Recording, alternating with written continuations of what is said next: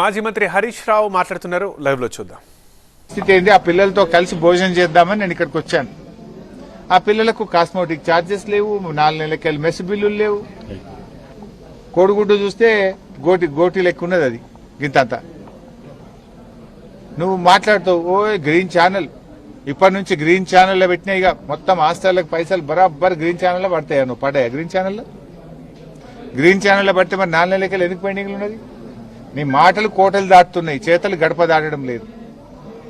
నీవు కమిషన్లు ఇచ్చే 10%, 20% ఏమో బిల్లులు ఫైనాన్స్ క్లియర్ అవుతున్నాయి. ఎస్సీ ఎస్టీ బీసీ పిల్లల బిల్లులేమో క్లియర్ గా, ఎందుకంటే పిల్లలు కమిషన్లు ఇయ్యరనే కదా నీకు 20% కమిషన్ రాదు కదా పిల్లలకు కాస్మోటిక్ ఛార్జెస్ ఇస్తే.